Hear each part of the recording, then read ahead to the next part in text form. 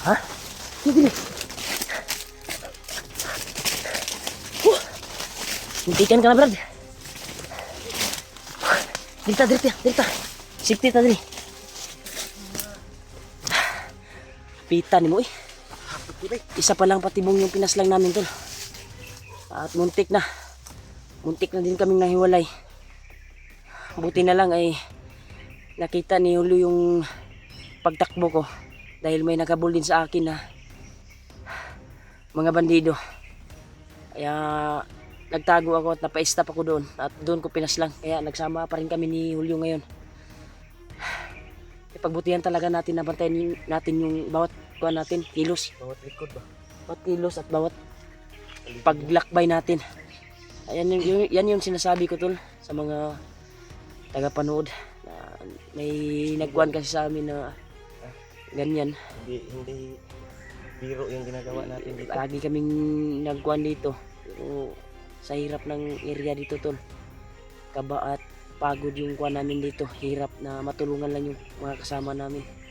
Dahil hindi ordinary yung tao. Hindi ordinary yung kuhan namin. Kalaban. Kundi may mga dalang mga agimat. Buti na lang binigyan kami ni Lolo Ambo ng ganitong sapat na kakayahan namin upang may pagsangga din kami sa mga ganitong sitwasyon. Dahil sa kakaalam ko yung mga bandido, ito yung tinatawag na kulto dati. Ito yung tinatawag yung mga pumasok dati sa syudad, yung mga bahay-bahay papasok lang mga kuan gapon to, mga kuan gapon to ni Bagnot, yung mga pawid na mga agod-agod. Pagbutihan natin na maayos na mabantayan natin yung sarili natin. Brad, di tayo magkuhan dito baka masundan tayo ng kuha natin ng kwentro na iba dahil buhay pa yung ibang encounter namin. Kailangan talaga tol na bantayan yung bawat inapakan doon. Line mine yung kakalaban mo talaga dito. Pagkagayin dito ganyan, kamali ka ng kilos dito tol. Kung ordinary na nga tao, walang kaalam-alam dito, delikado, bihag ka talaga. Buti lang may mga anting galing din kami na naranasan namin sa pakipagbakbakan dito sa kagubatan. Kung sa bahay, sa syudad doon sa amin, parang inusinti lang kami na walang kuwan. Kasi sobrang bait din namin doon sa bahay. Dahil nga sa mga tanda doon sa amin, binibigyan din namin ng pagkain din. Naawa din ako sa mga tanda doon sa amin. Nakakilala din sa atin. Dahil palagi lang silang nanonood din sa ating mga bawat eksplorasyon dito sa kagubatan, sa misyon namin. May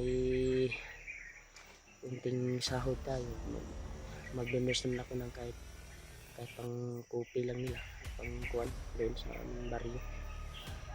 Malaking yan tulong din sila sa kapatagan ng mga kabaranggayan natin doon sa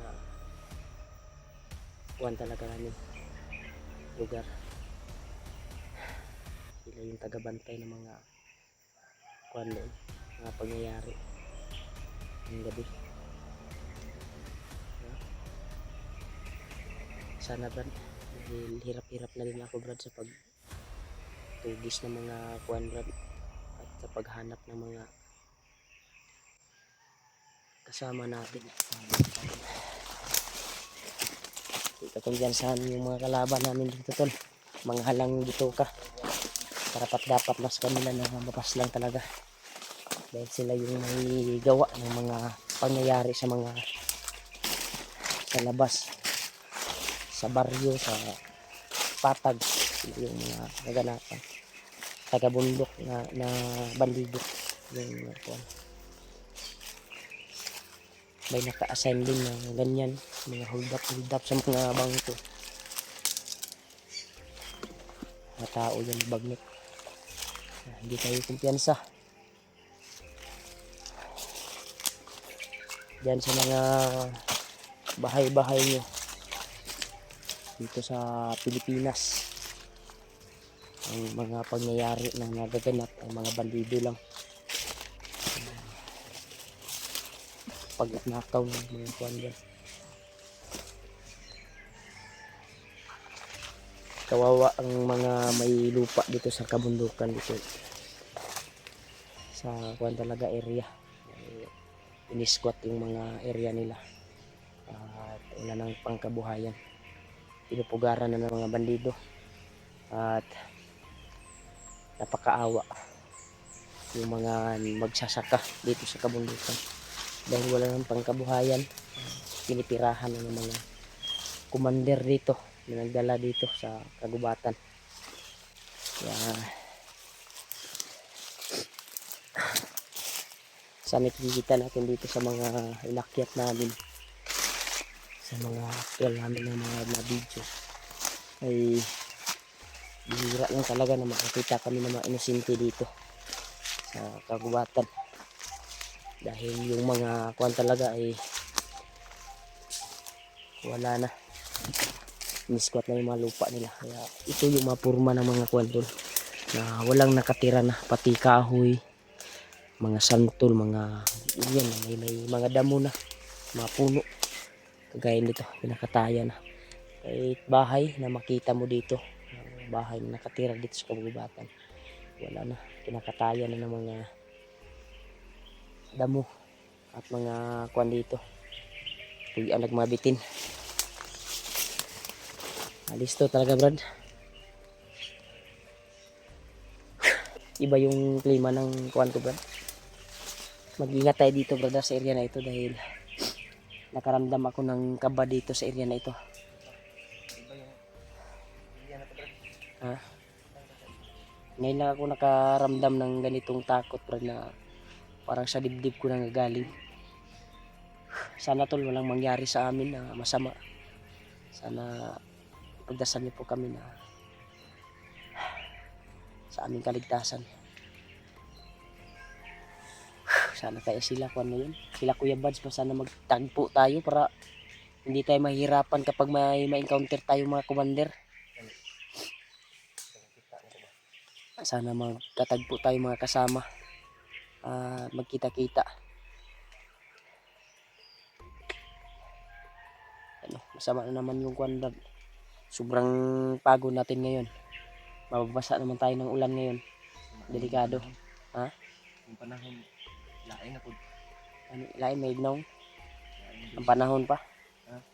Lain may ignaw? Panahon pa? Ang panahon pa? Oh. Aksyon na kagawa, no? Nagaya, nakadala ko blade ba? Taas na tanin ko bungot ron.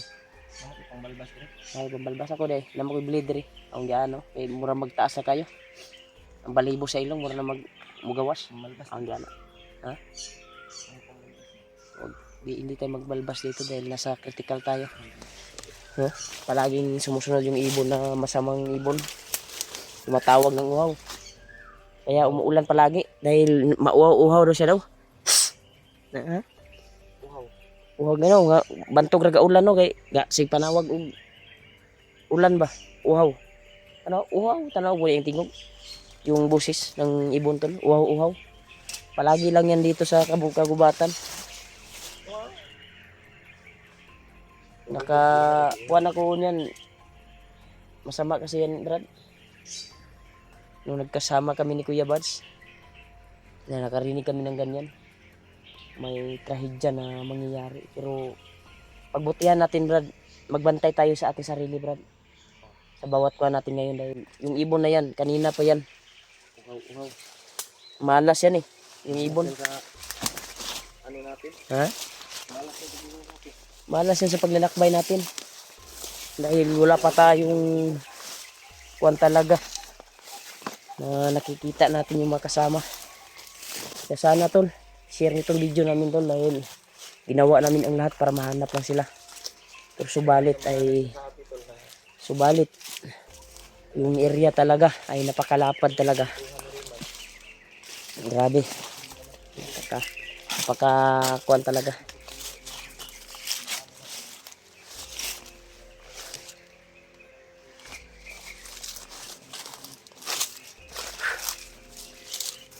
Ito na po ng tiyan ba? Bago naman kung nagkaog biskwit nita.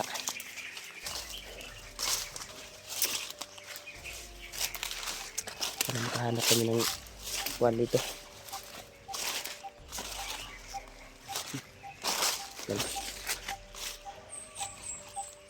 Tingin-tingin tayo sa kuan tol. Tingin-tingin tayo sa bawat itaas ng kahoy. Dahil baka makuan tayo. Maunahan at Brad, pagdali tayo Brad.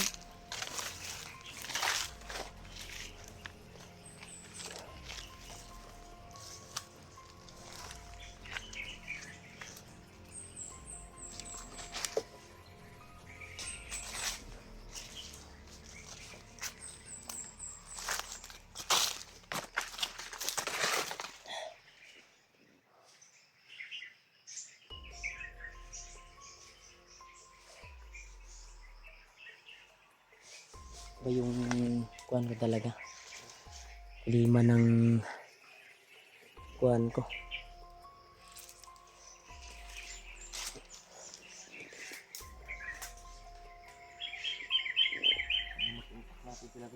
Ha?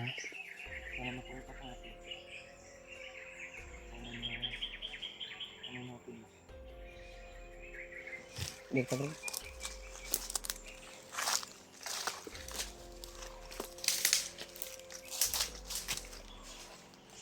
Dito tayo Brad. Dito.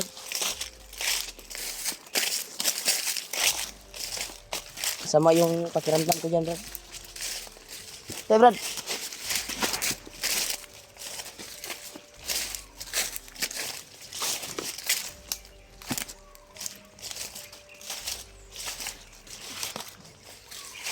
Brad.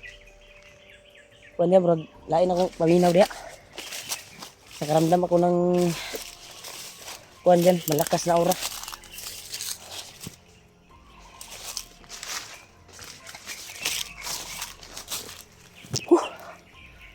Iba talagang init ng katawan ko tol.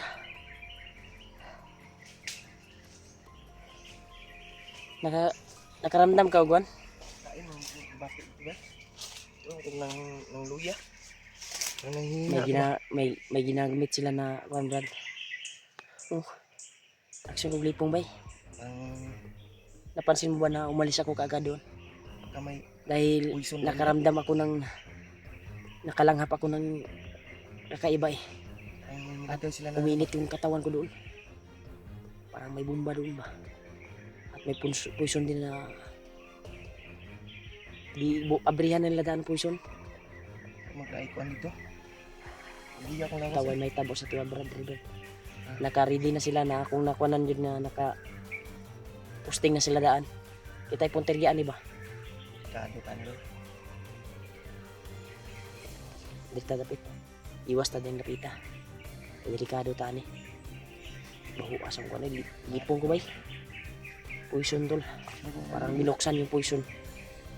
Buti na lang sabi ko dito tayo dadaan dahil umalis ako kaagad doon eh. Masuyot ta dito, wala delikado ta dito. Patay dito dito dyan. Dito Brad Pikas. Urag kuhan ako ang kuhan dre. Kaysa dito. Bida ko itong area ito Brad.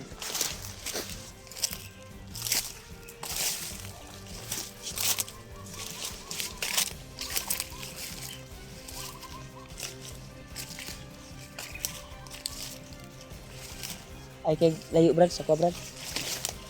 Brad.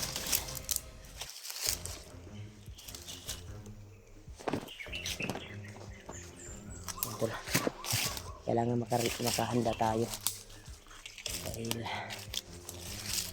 maunahan tayo to. Delikado.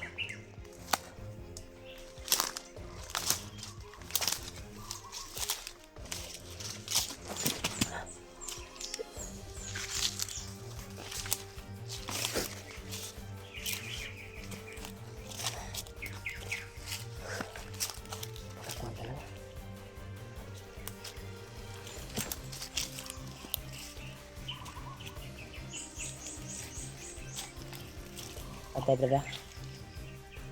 Baho aron eh. Sobrang baho. May pinapakalawalan talaga dito na puson brad. Ayaw kay kuan brad. Layo brad. Bantay brad. Bantay lang dyan sa palibot. Brad. Sobrang baho brad. Parang nalilipong ako eh.